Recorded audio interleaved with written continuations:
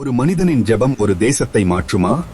இது சாதாரண மனிதனின் கதை அல்ல, முழங்காலில் உலகத்தை மாற்றிய மனிதனின் கதை. ஒரு மனிதனின் ஜெபம் என்ன செய்யும் தெரியுமா? அமெரிக்காவிலிருந்து இந்தியாவிற்கு வந்து கொண்டிருந்தார் ஜான் ஹைட். உனக்கு சரியாக பேசவே தெரியாது, நீ என்ன ஊழியம் செய்ய போகிறாய்? அந்த வார்த்தைகள் அவரது இதயத்தை குத்தின.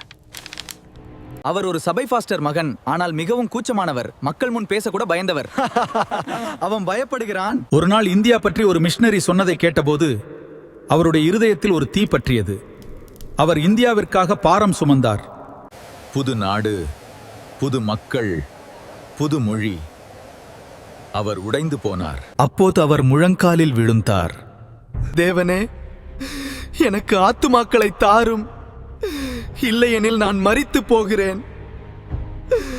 அந்த நாளிலிருந்து அவர் மணிக்கணக்கில் ஜெபிக்க ஆரம்பித்தார். நாட்கள் கடந்தன, ஆனால் அவர் ஜெபத்தை நிறுத்தவில்லை. பின்னர் ஆயிரக்கணக்கானோர் ரட்சிப்பை அடைந்தார்கள். ஒரு மனிதனின் ஜெபம் ஒரு தேசத்தை மாற்ற ஆரம்பித்தது. சாத்தானின் மிகப்பெரிய திட்டம் நம்மை ஜெபிக்க விடாமல் தடுப்பது. ஜெபமில்லா வாழ்க்கையை பார்த்து அவன் சிரிக்கிறான். ஆனால் ஒரு மனிதன் முழங்காலில் விழுந்து ஜெபிக்க ஆரம்பித்தால் நரகம் நடுங்க ஆரம்பிக்கும். நீதிமானின் ஊக்கமான ஜெபம் மிகவும் வல்லமையாயிருக்கிறது. யாக்கோபு 5:16. இந்தியாவுக்காக ஜெபிக்கிறவர்கள் இருக்கிறீர்களா? அப்படியானால் கமெண்டில் ஆமென் என்று எழுதுங்கள்.